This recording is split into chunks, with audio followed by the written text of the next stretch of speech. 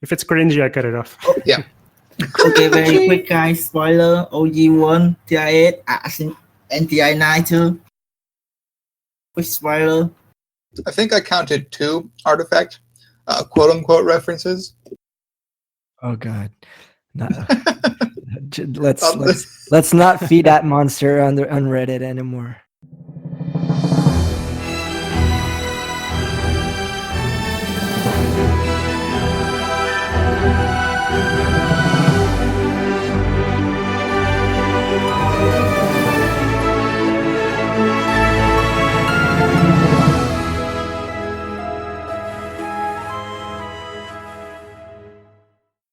Episode 22 of the Long Haul Podcast. Been a couple of weeks. I'm Nine, your usual host. And with me, as always, is my buddy Kerry. Hey, man. Hey, Nine. I'm back. And we are joined this week by a couple of distinguished community members. Jukebox. Hey, man. Distinguished is a bit of an overstatement. But yeah, thanks for having me. And Kronn. Hey, Kronn. Hello. Do you guys want to shortly introduce yourselves? What led you to be here talking with us today? So I was sitting in a chair one day and suddenly I thought, why not? That's not how we went down, man. Nothing else to do. But that is how the world will know it. Well, I kind of wanted to join the show, but I missed out a lot of times, right? So here I am talking about making new cars, custom cars. Yeah, finally got to get you here. And Jukebox? Yeah, just been kind of the one person kind of cross-posting stuff from custom artifact to the artifact subreddit, and figured I'd join in, help you guys talk about some stuff. Yeah, so I have a look at the custom artifact posts regularly just to see what you guys are doing, and there was a few weeks back that's really, was striking to me, like, oh, these guys are actually putting effort into this, despite not being able to play with their custom cards and not being able to actually implement them in the game and do much with them. Like, it's a cool, creative, and technical exercise. I think before we move on, I'm wearing my OG jersey, and I just wanted to say, back-to-back champions! Woo! 2 times. First time ever. That was some good games. I'm so happy for them, man. Like, I was, I've always been a huge No Tail and Fly fan, and with the drama last year, I was so happy that they won. And I saw them win a few majors. I was there when they won their first major in Frankfurt. I was there as well. So I've been following these boys for a while, man, and I'm so proud. They're by far the best Dota played at this year's international. Yeah. It seems like every TI is getting better. Like, did you see the Red Bull documentary? Yeah, I saw. That's so great. Yeah, and Man, I still feel bad for LGD though, but they did play very badly, so no excuse there. I feel like LGD crumbled a bit under pressure in the late game and stuff. There's maybe That's true, and VG too, VG Gaming too. They kind of crumbled before LGD a little bit, and the last game, I don't think the last game against Secret, right? They didn't show up at all. If I feel very sad about that. Like, you can see a lot of small misplay and miscommunication and everything, And then LGD too, like, I think the second game beat them because they could have too early quit, but they didn't. They made a lot of mistakes, and that leads to the second game loss, and that leads to the third game loss. So it feels very bad to see. Yeah, I feel like all these guys are so young, and I mean, esports is recent and stuff, but the players on Liquid, the players on OG, they have a lot of experience, and I feel like a lot of these 20-year-old Chinese players, they might struggle a bit when it comes to playing for $15 million, which is what OG I don't won. think it's because of the money, but because they are playing in that country, and it just put more weight on them a lot. Home game definitely has some comfort for them, but it's definitely going to be a lot more pressure. Yeah, most definitely. What did you guys think of the announcements from this TI? Because a new hero was announced, Spitfire, and there was this sweet fourth spirit announcement as well. What did you guys think? Those trailers are amazing. I'll say it all the time, but if Valve's like, well, if they do something well, they do something fucking well. Like, that was a great trailer. I think pretty much everyone agreed about the Spitfire one. Yeah. Snapfire. Gosh. Wait, is it Snapfire? Okay, I thought it was Spitfire. Yeah, I know. I keep mixing it up too. I think the Snapfire trailer feel very like Team Fortress 2. It's very cartoony and and the voice spirit one is very serious somehow. They have very different tone between the two. And I was expecting for the third hero in today, but they isn't any. Yeah, the difference between the trailers was pretty stark. The first one was, showed a lot about what the hero could probably do. Showed a lot of character, showed interactions and stuff like that. And then Void Spirit, kind of just him walking through space. And there's a whole lot of speculation about circles and, that kind of stuff that can be linked back to Artifact, but I don't, the whole Void here, I think his whole embodiment is like mystery. So I was just showing on stream the amount of posts that are going on now about the Fourth Spirit announcement and the connection to Artifact. There's a bunch of them already. I even got sucked in a little bit. Have you guys watched the Slack video on the Fourth Spirit? He predicted the new hero like 6 months or something ago, and he made a lot of logarithm video. Okay, I have not seen that, but I think it's interesting to speculate because if you think about Magic or other companies that produce trading card games, they have to produce expansions with quite a lot of time in advance. So it makes you wonder if, I don't think they could have predicted the Underlords connection, but maybe there was already some connection between the production of the Fourth Spirit and a potential expansion of Artifact. So I think that's interesting to discuss. But that's not why we're here today. We're here today. Oh, thank God. I was very worried. All right, guys. Tinfoil hat time. Yeah. I will leave that for next episode, maybe. Jukebox, man, tell me how you came to be a custom artifact. You created the channel, didn't you? I didn't create it, but the person who did kind of just letting it be. So I just messaged him and said, hey, I'm a moderator over on Dota Concepts, which is a subreddit. Kind of the same thing for just Dota 2, where you make custom heroes, stuff like that.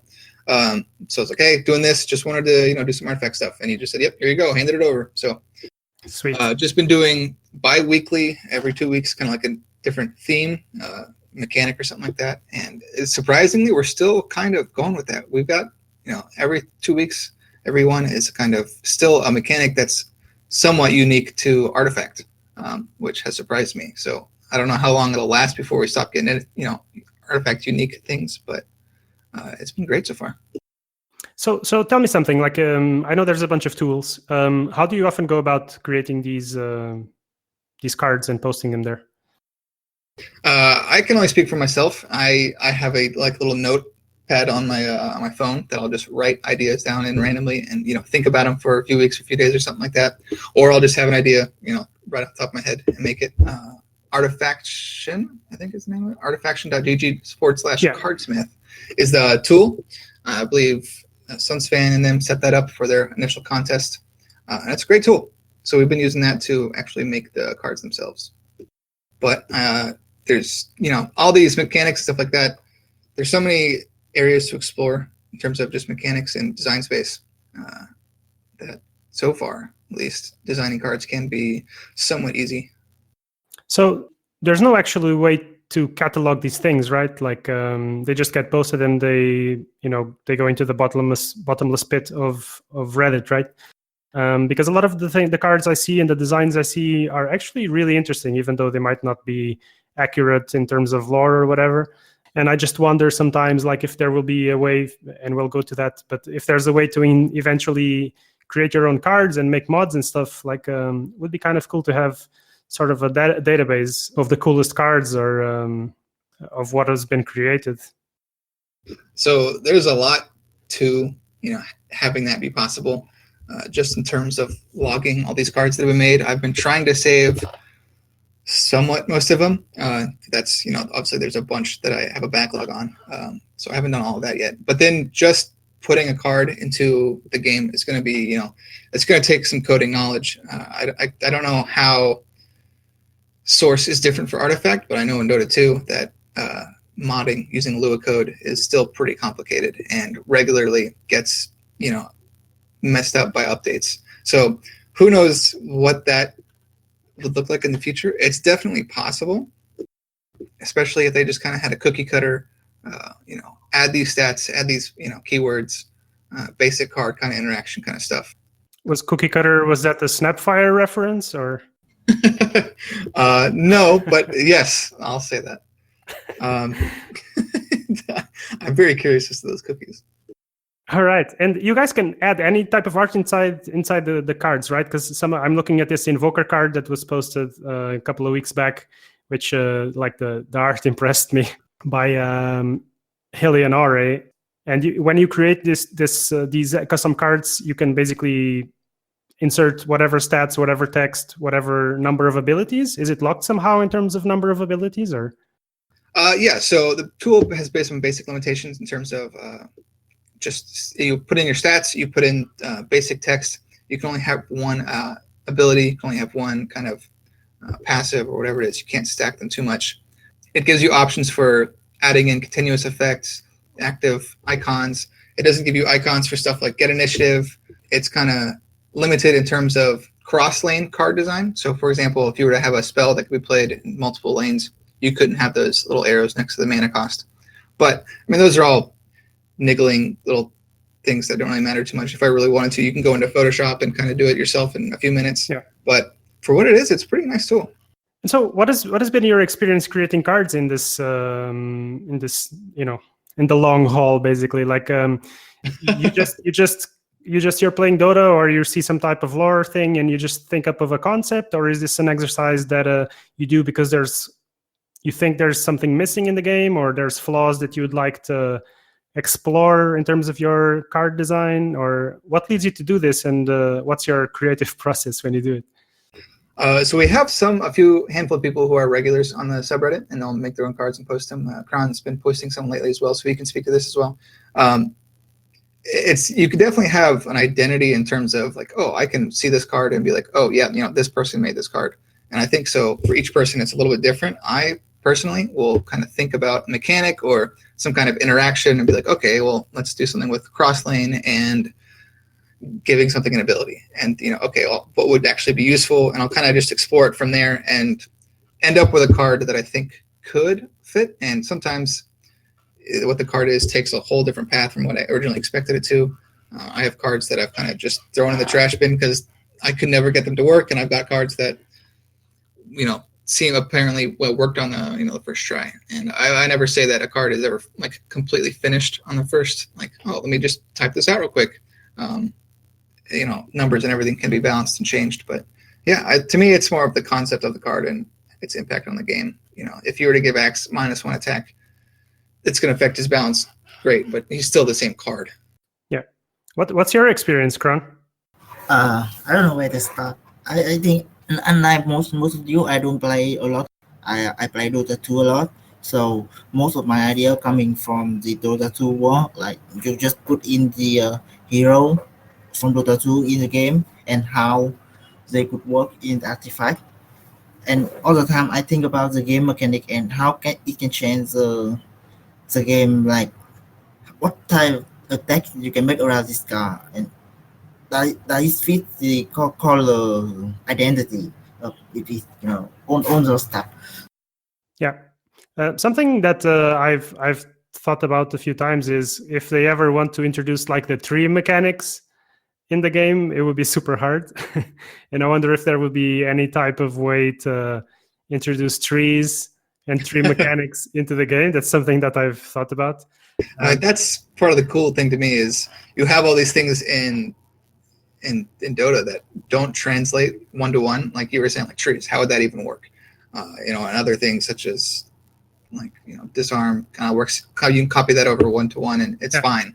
But like or evasion, Roshan, right? Like how do you give someone 50% evasion without it just being kind of RNG, annoyingness? Yeah, or Roshan, like all these things that don't translate over well. It's kind of cool to see them have people's takes. For example, like Observer Awards. I've seen a few Observer Award cards, and each one's very different. And so it's always cool to see people's takes on how they translate Dota into a card game. Could you give some examples of Observer Awards that you've seen? Yeah, I saw one where it was a consumable item that would show the top card on your deck, reveal it to you, so you can know which card you would draw next. I've seen one that it's a spell that summons an improvement for your opponent, which causes their hand to reveal a random card every turn, and then they had to use an active ability on the ward improvement to kill it, but give you money at the same time. So it's kind of a play on their choice if they wanted to let it be and reveal cards or give you money. I've seen some that are just your own improvement that help you control your combat arrows in a way. Same for like sentries, where you can see different improvements in the person's hand. There's definitely a lot of ways you can take even something simple like that. I don't know too much about trees. Do you know how I would design an Observer Award? I would be able to see how my opponent is deploying his own heroes. Ooh, that's a good one. Yeah, so like deploying heroes, that's something that's never been in a card game before. So it's okay, how can we interact with that? And that would be a cool way to do it. How kind of show their animations as they kind of move in between lanes. Yeah, but that would be too OP. Yeah. You know, the progress of finding new idea make me think a lot about the old cards of the game. Like some of the cards in Artifact right now are very weird. And my first impression is I don't know what do they think about it. Why did they come up with like the sabotage thing or the rolling storm? They were very bad cards, but they are in it. So I think a lot back about the color identity and everything. So you know, the work of finding new idea make me understand the game more. Yeah. Mm-hmm. Yeah, there's a concept for Magic the Gathering of you've got 3 categories of players. You've got Spike, Jimmy, and Timmy, I think they are. Spike is like the super competitive, wants everything to be super meta, and if it's not, you know, they're not even going to look at the card, and they're there to win. They're there, you know. Then there's, isn't there a 4th type, like Dwarfos, like the guys who like art or something like that? I think so, yeah. Yeah, I mean, that's true, but it's kind of hard. Art for these cards is a whole different thing because there's only so much Dota 2 art. Like you can grab set wallpapers and stuff like that, but at the end of the day, how many different poses of Enigma are you going to have? So exactly. You're going to have to start taking some stuff from ArtStation or wherever else. But, Open Paint, make a cartoon. I mean, go for it. If someone has MS Paint and wants to do some stuff for Photoshop something or set up their own SFM thing, all power to them. Anyway, I interrupted you. I'm sorry. Oh yeah, hold on. I'm not 100% sure on which one it is. But anyway, either Jimmy or Timmy. One is they're just there. They're Sir Action Selects. They're there to make the Ogre Corpse Tosser deck and see how well they can make that, and see if they can make that card actually be good. And then the third archetype is the person who just wants to have the big numbers. They want to have the the bristleback with the 12 armor and the 33 attack from the Stonehold Pike and 100 HP and all that stuff with 4 stacks of Time of Triumph and all that stuff. Like they just want to have big numbers and they're just there to have fun and make something giant and big and feel powerful. And so I think there can definitely be cards designed for each of those players. And I know when I posted cards to the Reddit and like the weekly recap, there's people who like, okay, well this is cool, but no one would ever play this. And I don't think that's a detriment to the cards. I think there's room for a lot of cards and how they play it. Yeah, so agree. It's not like it just needs to exist in the game, and some people will find a way to play with it. Like the Ogre Corpse deck with Slack. Yeah. Or the most recent one, the I forget the card name is the Black Crypt that modify you with 2 attack when I never die. No, not the Pit Fighter. Disciple of Nevermore. Yeah, the Pit Fighter, and he built a deck all around that card. And it's very weird, right? It's very fun too. Like if it works, it feels very great, but it's mostly one. Yeah. And it's kind of there are certain games that have stuff like that where it's okay. Here's this bad card, but we know there are going to be people out there who are going to have fun trying to make it work. And so just because a card is bad at first glance in terms of competitive, like it's not a bad card design by inherently. Man, imagine a blue deck that only use lightning with the rolling storm and sabotage, self-sabotage. You combo with lightning strike and bone of Damocle and stuff. With all Yeah. my guy, you don't need any grip or you just need to draft the tower, right? Yeah, there's so many of these cards that feel like they could be part of a combo or part of a deck, but just at the current moment don't fit in. And I think that's something we could talk about later, and just what the current card setup, tells us about their plans for the future. But yeah. Something that annoys me, for example, is the fact that Rix is kind of a really bad card, but is a really important lore character, for example. So Yeah. that's when I look at Rix, for me, this is clearly a card that will come up in a second form. Like this is the basic Rix, and now he takes the oath and he backstabs whoever in the Bronze Legion. And probably in the next expansion, there will be a Rix who is like really powerful. Maybe he's even a black hero because he took a turn to the dark side or whatever. Yeah, that's one of the things that excited me most about what they were talking about for updates is, the characters and the cards and the heroes are going to change balance-wise and card identity-wise based on lore. And I think that'd be so cool. Because like you're saying, Rix right now, he's not great. I don't think Rick is that bad, I don't think Rick is bad. I don't think any hero is that bad. Except Putna. Putna is the worst. Yeah, there are definitely some not great heroes. But I don't think Rick is that bad. I mean, the rapid deployment, yeah, it can be good.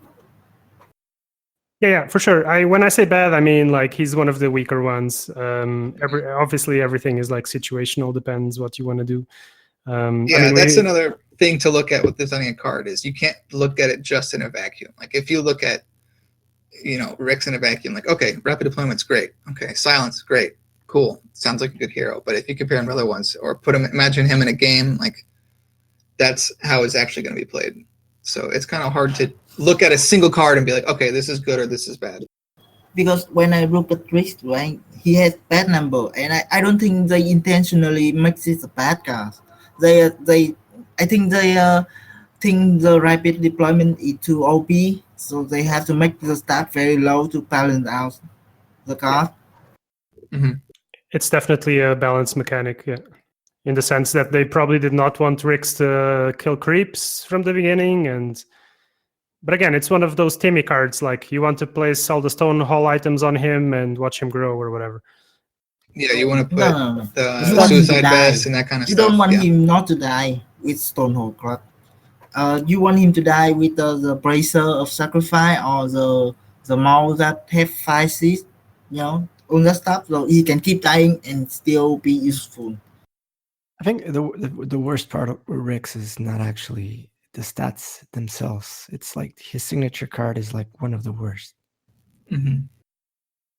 It's definitely a weird aspect of the game. I know Swim at some point was kind of theorizing instead of only having the minimum number of cards in a deck that you should maybe have more, just because you're guaranteed so many cards just from signature cards, and if you don't actually like the signature cards, you don't want to draw them every single time. So I think that's kind of I don't know if it's a good or bad design of the game, but it's definitely interesting.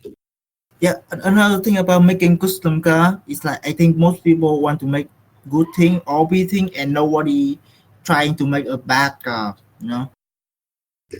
Yeah, there's definitely people who... I think bad cards are necessary in a game, and even not bad but boring card, like just a creep with no effect at all, and it just has stat like a red keep, like a small creep with the numbers they are changing up and down, all kind of stuff. In Hearthstone there are a lot of creeps like that in the basic set, so you don't need some big brain or interesting mechanic to make like in an expansion you need own style for the bad one, the good one, the unique one, like Pugna or Watchtower. Like I don't think they necessarily bad, but they are very unique. Well, the way I see it is like Garfield had this static approach to the game, like he had with Magic, and Valve, in the meantime, in the first month or two, they then decided that they were going to change cards, which was not in the initial plan. I think from the moment that you decide we're going to change cards up, we're going to keep balancing the game, it becomes a more ice frog type approach where you kind of want to go towards a direction where everything is competitively viable, which I like. Not that you want to have patches every week, but it really depends on a lot of stuff that we don't know, like how often are they going to release expansions? Is it going to be every 2 months? Is it going to be every 8 months? Because I don't mind to have an expansion every 8 months. We've seen that the game can survive, or let's say every 6 months. But there has to be patches to make the worst cards better and the overpowered cards a bit worse. And then you want to try to achieve this balance where everything is kind of playable. And I mean, we've seen with Dota that Dota is one of the most difficult games to balance, in my view. If you can balance that, you can balance a card game. Yeah, who knows? Maybe Rix will go to one day win the TI championship of Artifacts. Exactly. The thing is, once, as most people assume, the game goes free to play and all the cards potentially don't have a specific price tag attached to them, it becomes easier to change cards because people cannot say, oh no, I bought a bunch of axes and now they're all nerfed or whatever. If you just give the cards to everyone and the game becomes free to play, or you cannot sell cards or whatever, depending on what they decide at the end, that opens up the door to ice frogging it, to just patching everything and changing cards up so that they become playable. So there's a lot of possible avenues here. Yeah, but I don't want them to change the card too much. Yeah. Like nerfing one attack or one health is okay, but changing the whole identity is not okay. Like they do that a lot in Dota. Like they can rework the whole new hero. It's feel like a new hero, but it's just the same, But I don't think they want to do that in Artifact. Yeah, it connected to the price too, but they're more spec to it, and I think there's plenty to have more sets and rotating them, like the old card out of the standard sets and the new card in, so they can balance out the things, so they don't have to change the card too much. Yeah, another thing that comes to my mind as well is I understand what you're saying, but for example, Lich, the current Lich has nothing to do with the Dota Lich. Well, I mean, I guess it still has Chain Frost, but it doesn't have a sacrifice ability anymore, for example. It's still Lich, though. But he's not the Dota Lich. He's not the Dota Lich, and that's what I'm trying to say is maybe once the economic system changes, that also opens the door for all three Dota IPs, Underlords, Dota, and Artifact to be a little bit more interconnected. I mean, we've already seen that they're going to release this patch at the same time for Dota and Underlords. So they're trying to unify the universe, aren't they? And I really, really hope, I think we all hope that Artifact will be a part of that universe, because it seems to be, from the lore story point of view, what they've done with the story, Artifact should be something massive in terms of lore, right? So I can imagine how they will bring it back and make things more uniform across the board, but who knows, right? I mean, this is all speculation. Artifact, in a way, is kind of the fourth wall break of Dota. I think it's very hard because Underlore and Dota is very close to each other. So you need to combat each other in the same way. And why Artifact is a game cost, and you just can't do the same thing over. A card game is very different to live action game like Dota or Underlore.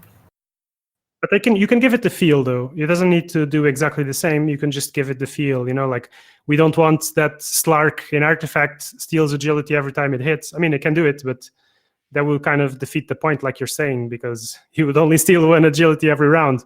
So, I mean, you have to kind of somehow get the spirit of the card and then try to translate it, which obviously is not always difficult. But that's also why I wanted to speak to you guys. You guys have been creating cards, and I was hoping to also, learn from you guys how difficult it has been to squeeze the juice out of a hero from Dota and put it into card form. It's definitely kind of weird, especially with just the current, I guess, community based around Artifacts, who are still kind of these Dota 2 holdovers who are more there because it's Dota than it is a card game, who will come and say, okay, well, how come, this hero doesn't actually do this like it is in Dota? Like, how come it doesn't, be better or whatever? And it kind of all comes back to the question of, is this a Dota-themed card game, or is this a card game version of Dota? And that's definitely a line that doesn't quite make sense when you hear it. But when you see a card based on, like Bane, for example, Niktasha's a reach, that's not a Bane ability from Dota 2. Mm-hmm. People might not like that, but there are definitely a lot of ways you can take heroes in other directions that still kind of fulfill that identity. You could take Undying and have his tombstone be an improvement that when an enemy dies, it deals 1 damage to the enemy tower. And it's still, the tombstone, it's still Undying. You can still have an animation of the tombstone zombie moving and stuff like that. And it still feel like Undying, but mechanically it doesn't line up. And, some people may not like that. Some people want it to be a Dota card game, if that makes sense. Yeah. You can't just do like a photocopy of the game, because there's balance, there's mechanics. I'm one of the people that would like cards, like hero cards, to have more abilities, but I understand it even adding just one more ability would mean like you had to revamp all the cards around it. Yeah, about the ability number, I think they try to simplify that. Like, one hero should have 1 ability, or maybe 2 if it's passive. But if you have like 4 ability and you cast all of them, like, it's maybe too complicated. And especially they plan to make it on mobile too. And you see how Underlord did it. Like, they very simplify or minimize everything, so it can be playable on the phone. Yeah. Yeah, but I'd make it like 1 active ability and 1 passive. That would be enough. Yeah, I know there's some people out there who have remade the heroes with kind of more in-depth identity to the cards themselves instead of all the signature card, because there's also the problem of, like, you might not even draw the signature card for the first 5 turns. And so having it on the ability of the card is going to make that hero feel more like the hero. And I am totally for that. I like having more of the heroes have a bigger role, and it's not, okay, well, they're here to every now and then give me 2 mana or something like that. But I cannot be the only one who thinks, though, that this is a core set. I'm when I look at cards like Timbersaw, like, it's one of the most disappointing cards in Artifact, because, I mean, okay, he was buffed. Before he was buffed, I still don't think he's a great hero, but before he was buffed, it's just, like, to me, it was one of the most disappointing designs. And you just wonder, like, are they trying to make it? Are they really trying to make this a core set, make the heroes simpler and more clean cut, so that people can more easily approach the game? Because a lot of the abilities, if you would translate them directly, they would be super difficult, and it would make the game quite complicated, I think. But I think the game has to walk in that direction. Like, it's kind of already established that it's going to be a niche card game. It is not going to be for everyone. It's an interesting way that they've kind of designed the game and designed the base set, because they've said it themselves that this is it's a card gamer's card game. Like, it's definitely not the simplest, it's not the most casual game, but this base set, like you've been saying, it's pretty not the greatest, more core. It doesn't feel like a core set of cards. It feels like a showcase. You've got cards like Path of the Blank, Path of the Cunning, whatever cards that no one ever uses. But I think all of these cards here, including the Path of the Cunning, are just kind of here to showcase, hey, this is what blue is about. Blue is about dealing piercing damage. Black is about killing a tower. Red is about big numbers and punching people. And green's about buffing and healing. And I think it's kind of weird that they have all these very mechanically heavy game, and it's not casual, but then the cards themselves are designed to kind of ease in people who haven't played card games before and are new to the idea of, okay, this is a class, or a color. This is the black class. It's definitely a weird mix. I'm just writing down right now that red is about punching people.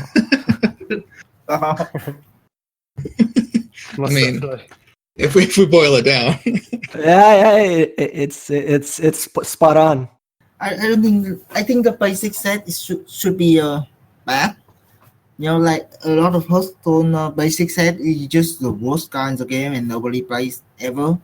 And I think you see, we only know the identity of the color in this one set. Like, what if the next set they change the whole identity of the color? Like the color, we can mix them up together too. So what if the next expansion we have black dealing own piercing damage and blue dealing a lot of seed damage? Because blue had a lot of dealing direct damage to the tower, right? And black is also about the assassin type, so you go through armor and stuff. So you should have some black piercing and blue seed damage in the next pack, and stuff like that. Yeah, I definitely agree that things shouldn't be locked to color. Like, I've seen a lot of people who see the lock mechanic on, for example, like a red card or an item, and they'll be like, okay, no, you can't do that because it's blue. A lock can only be on cards that have a picture of Faceless Void on them. I've seen people say that multiple times, and I do think that it's just because in future expansions they're going to expand it on more and mix things up a bit more. But for this base set, it's just about the focus isn't on the cards, in my opinion. The focus is on, hey, this is how 3 lanes work. This is what improvements are. This is how initiative works. This is how the store works. Like, it's very, very basic. Here's how cool Artifact is and why Artifact is different from other card games. Don't look at the cards. Look at what makes Artifact cool. Yeah, and the other thing is that even though some heroes are clearly have an obvious color identity. I mean, Bristleback is a red hero, punches you in the face.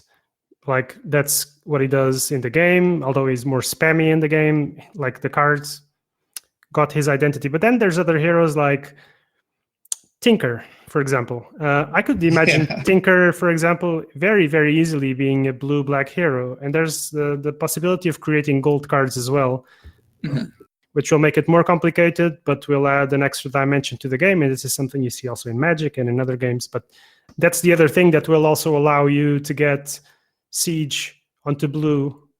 Maybe it will allow you to get whatever blue ability onto black.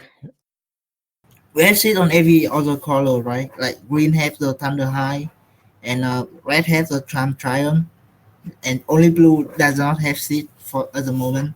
So it's like the color blue. They have 2 things. They have direct damage to the tower. They have a lot of melee grip, and then they have the AoE clear and card draw as well. Yeah, so they have 4 identity already, not just one thing or like people thought they are. Like, they are blue. They are blue are only thing, and they're gonna have new things, and each part of those things gonna combine with other parts of the other color. Like, we have the green swamp deck, right, where you don't use that much AoE clear, but you have a lot of create and new grip, and then you boost them up. And green too. Besides the healing and protecting, you have the ramp to combine with any other color. And you know what I mean. Like, each color, we have a lot of identity for each color. Like, I think that if you look at cards and deck archetypes such as control or stall or token decks or whatever, you can take stall and look at it as well, both blue and green have stall cards, or red and blue both have kind of control. And so to look at it in just terms of color specifically, and a mechanic limited to just one color kind of messes with that formula. And I think the whole color identity of heroes and having, okay, I'm going to make this red-blue deck with a splash of green, having mechanics limited to just one color is not going to be a thing in the future. Yeah, I think most of our discussion right now is from the player perspective. Like, we see the identity in color, and we mash them up together to create each type of decks. But maybe the game designer, they don't think about it that way. They just make a car, and then the players decided where it's going. Yeah, that's kind of what Tinker feels like to me. Like you were saying, it doesn't really feel like Tinker. It just felt like, okay, here's a black hero with a big nuke as his cooldown and this improvement that kind of does damage to everything. Okay, that kind of sounds like Tinker, I guess. Put him as a black hero. Yeah, explain me why Pugna is red. Like he's intelligent, he destroy improvement. Why is he red? Yeah, that makes sense. It's just to fall into the correct color pie to show players how it works. They need to make these initial versions that way. Jukebox, I think you've said that you've got experience with custom Dota mod creation and stuff. So we were talking before that you had some experience with the workshop and some thoughts about how this could apply to artifacts. Do you wanna talk a bit about this and what your experience is and how this has been and how you think this might be applied to artifact in the future? Yeah. So most of my workshop experience is through TF2. We're just submitting cosmetics. I've been doing that for quite a few years and had some stuff accepted. And as far as custom game modes go, Dota 2 is a good example of that and how they kind of treat that community. But as far as artifacts workshop future, people have already kind of found hidden code of puzzles or kind of scenarios where you load into a game that's kind of already in play and your goal is to find how you can win the game in this turn or stuff like that.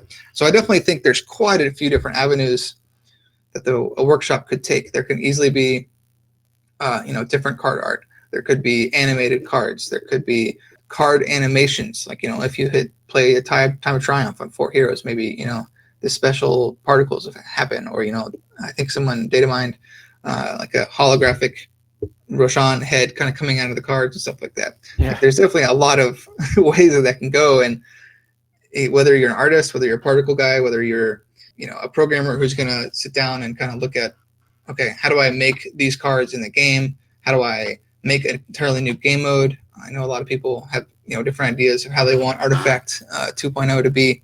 So if someone could, there are people who made Artifact when it was before it even came out in Tabletop Simulator, I think. So there's definitely so many different things workshop could be. I think it all kind of comes down to how much Valve wants to work with the community. And I know that's kind of a touchy subject. As far as the TF2 community goes, we're doing an invasion update, which is a community update. And there was a bit of drama in terms of just revenue sharing and working as a community, as a group, in terms of revenue splits. And because of that, Valve no longer really trusts the community to organize things. Their final word was, okay, well, from now on, we're going to do any kind of events. We're going to announce what we want people to make, and we will handle everything. We will handpick whatever we want.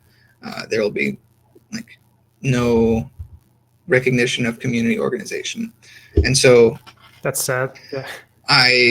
Yeah. It was something that I think needed to have more Valve involvement. I don't know if their stance on take it or leave it was kind of the most healthy for the community, I guess. But I'm curious to see how that goes with Artifact, because I know a lot of these things, such as programming, would be more team-driven projects. I know, for example, a lot of the Dota 2 mods right now, look at Auto Chess. Look how that blew up. So maybe that changed their mind. It definitely is going to kind of leave a taste in their mouth of both success and failure from the community. So I'm curious to see how, I know obviously they're definitely going to have some workshop stuff support. I just don't know what nature. And I think that's kind of a big question for the community. Yeah, I think most of the Valve successful games, their own started from mod. Like CS is from Half-Life mod, and Left 4 Dead is from CS mod, and TF2 is a Quake mod. All the Dota 2 is a Warcraft mod. All the big game from Valve are making from another mod from another game. So Artifact is one of the rare cases that they make an original game, and it doesn't as good as they expected. So I think having the workshop on Artifact will open more gate. Like maybe we will have another game from an Artifact mod that will be actually a successful card game. Yeah. That's something that would be cool for us to, have the opportunity as in Dota to create our own custom mods.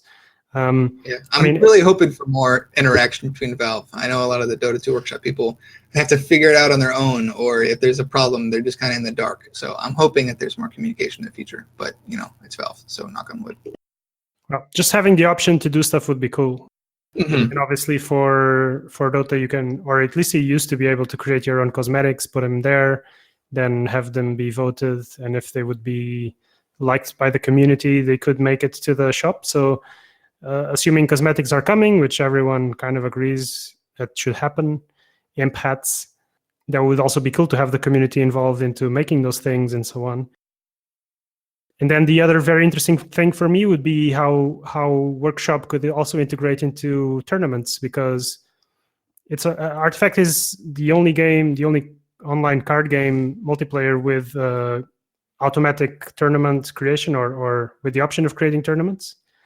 And I wonder if there's some way that you can eventually also, add prizes from your inventory, create tournaments from mods, do a bunch of stuff from the workshop, add cosmetics as prizes eventually, stuff like that. Yeah, I know Left 4 Dead 2 has kind of game mode called Mutation, where it's just like a random weekly modifier to the game. How Dota 2 had the recent game mode where it was a different effect. Like, okay, when you die, you explode, or when you die, you drop money.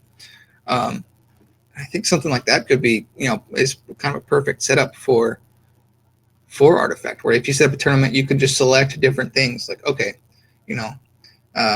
only limited to monocolor, or whatever else you wanted, and you can have those options just at the ready, baked into the game. Yeah. Not even really needing a workshop. Who knows? I mean, there's so many options that they already have kind of like a skeleton for, and it would just take implementing them. So from what you were saying regarding your TF2 experience and Dota experience, how much programming knowledge do you actually have to create mods and do stuff in those communities? Like, you really have to be super technically savvy, or is it something that anyone can learn to eventually get into? TF2 is a whole different ballgame. I feel like, since it was mainly modeling and rigging and creating cosmetics. Dota 2 it has kind of two different sides to it. One is okay, if you're going to go make an ability, you need to know Lua, which is a coding language, and set up, okay, this trigger, this, when this happens, check for this variable, that kind of stuff. But then the other side is working on the Dota client and integrating into that, and getting, for example, a lobby. You're gonna have to code how to make a lobby, and so having both sides of that be, in a way, two different kind of skill sets, two different languages. It's definitely a hurdle. It's not easy at all to even just figure out Lua. Like, if you were to make a hero that had one ability of, deal 200 damage to a target, if you didn't know anything about coding, it's going to take you a few weeks just to even understand how to open the, what tools you need to edit the Lua file and then import it into the game. There's definitely a very high entry level floor of knowledge that you need to even start modding something. And that's something which definitely reflects on the community and those who can submit anything. You're not going to have a lot of, kind of chaff workshop things cluttering it up that are, baby's first TF2 hat. You're going to have, and everything on the workshop is going to be something that someone put a lot of time in. It wasn't just a whim, which can be a good thing. But in this case, I think it's definitely way overdone, and there should definitely be some kind of support for modding. So Valve's record with that is dodgy at best, but I mean, as far as what the game goes, if there's enough community support, hopefully Valve will hear us. Yeah. I think it depends on how Valve works too. Like, you remember the article, right? They talk about there's no boss in Valve. So when the subject turn up, okay, how do we gonna do with the community? And everybody else are busy with other work, like game design. So nobody gonna turn up and say, oh, we're gonna do this to the community, we're gonna do that. we're gonna let the community affect our game like this, like that. It is very hard. Yeah, that's a lot of people talk about how Valve's open kind of management style is negative, but I take that all with a grain of salt. I personally work in a software company, and we have a similar kind of hierarchy, and I think that works. I don't think that it's this train wreck of a company that everyone makes it out to be. I definitely think that it used to be something like that, but I'd say just because it's open hierarchy and no one has a quote unquote manager, that doesn't mean there isn't any organization at all. But that's my opinion. With the international behind our backs and the announcement that the patch is coming out fall for Dota and Underlords at the same time, how do you guys, and now that I know that you're a dev, I'm really interested to know what you think. Like, how do you see with this flat structure and the resources that have been put into Underlords to launch it before the Riot version, how do you see Valve allocating resources in these coming months? And what's your personal take on if Artifact is being worked on and will be worked on? When do you think that we can expect a potential 2.0 or whatever you want to call it? I mean, it could be that we hear an announcement about Artifact in the fall. It could be that we don't hear anything for a few years. It definitely, to me, it sounds like they're going back and really taking a deep look at what people don't like about Artifact and what they want to change, and just kind of figuring that out before they even touch anything could take months. I mean, I don't know how much playtesting they do or how much user feedback, or if it's just all internal, but they might be looking at, okay, how do we want to change the hero signature card system? How many options do we have for that? Do we want to build our 6 different options in the tool, play test that internally for a few weeks and see how we feel, and feel like that? Like, just going through options and even just talking about things could take months. We might not hear anything about Artifact until next year or longer. It's hard to say because they are Valve. They have impeccable design sense. If you look at Portal 2 or Left 4 Dead or Dota or all these games, you play it and you're like, okay, this is a very well played game. I think they have a very high standard of design, and that comes from people who are almost perfectionists in design. And I think Artifact being kind of helmed by Richard Garfield was obviously a departure from that in a way, and they kind of listened to other people from outside as a consultant more than themselves. So I think them going back, they're going to be very, very careful, and they're really taking a deep look at that. So I wouldn't even be surprised if they barely changed any code right now. I hope that's not the case, but I mean, if they're reworking the game significantly, then it's going to take It's an only equally been significant 5 amount of months. time. It's only Yeah. been 5 months since the article at the blog. I think they did a lot of change because they said in the blog it will be experimental and it will take a long time, and 5 months feel very long to us because we're waiting it every day. 5 months is a long time for us, but it's not a long time for Valve.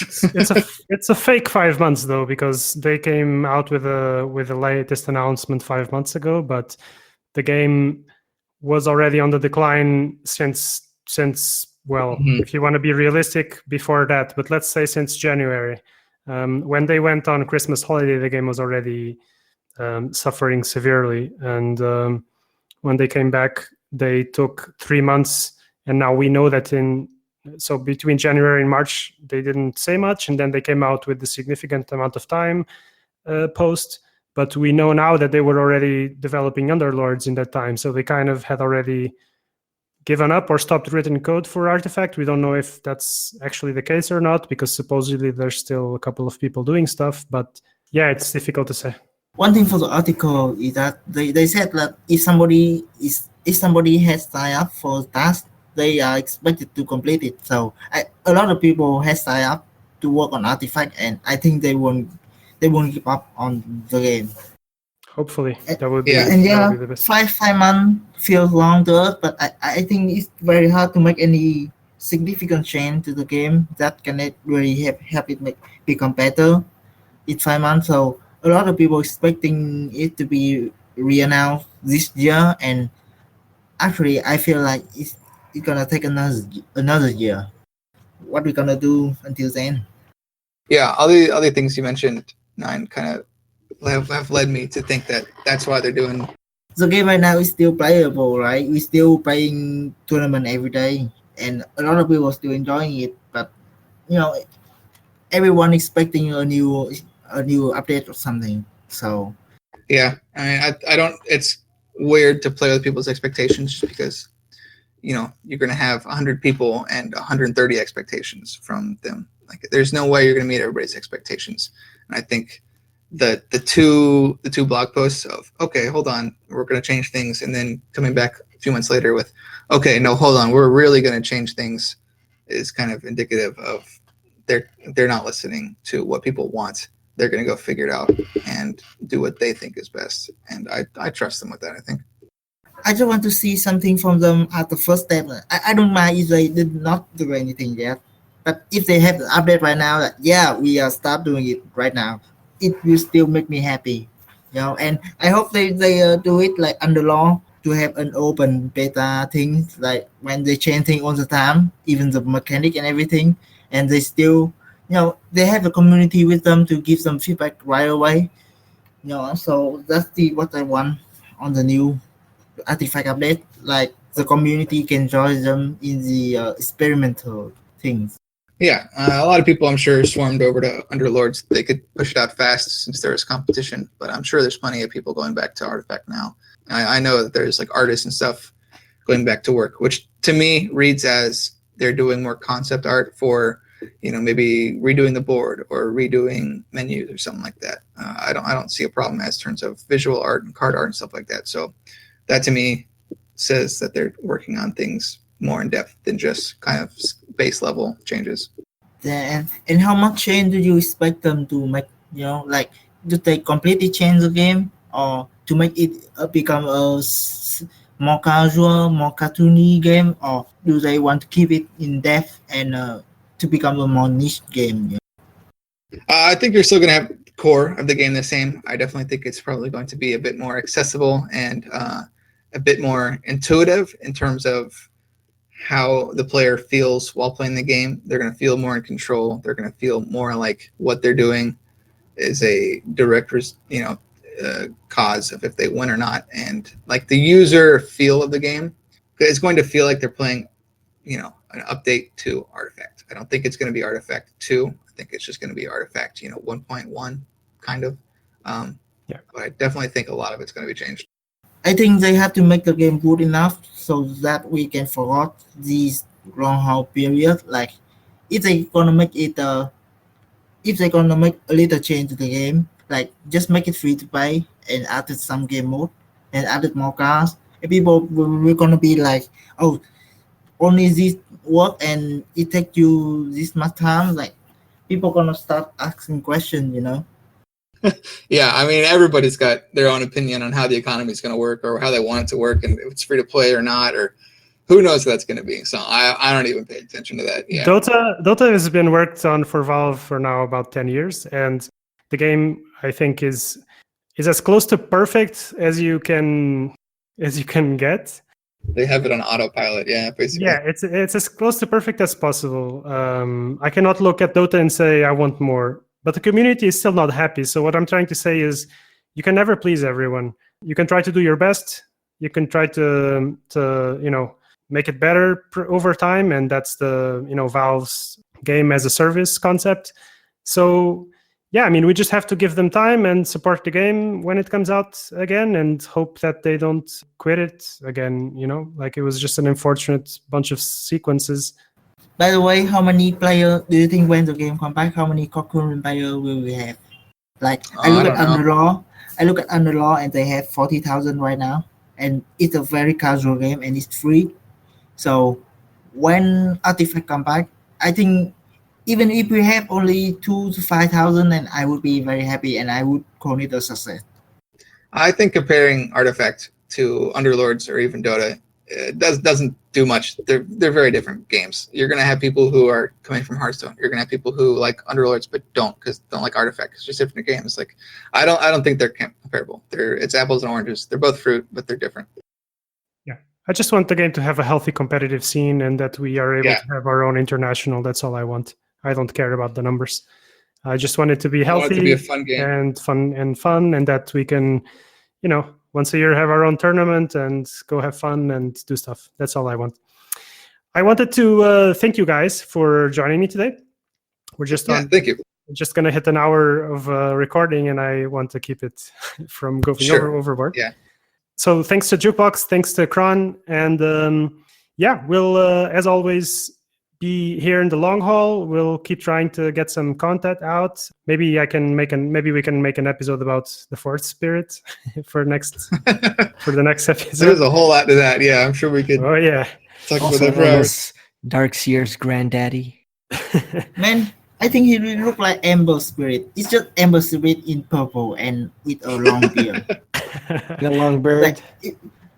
Look at his face, man. Exactly like Amber Spirit. But he's got a Thanos sword. Come on. Well, yeah, and his trailer too, with very Thanos feel with the Dr. Chain teleporting. That's for another episode. Yeah. You should make a custom card. I'm excited for that. I'm excited to learn the new abilities, so we can make some artifact cards for him. Pretend we're Underlords. Right.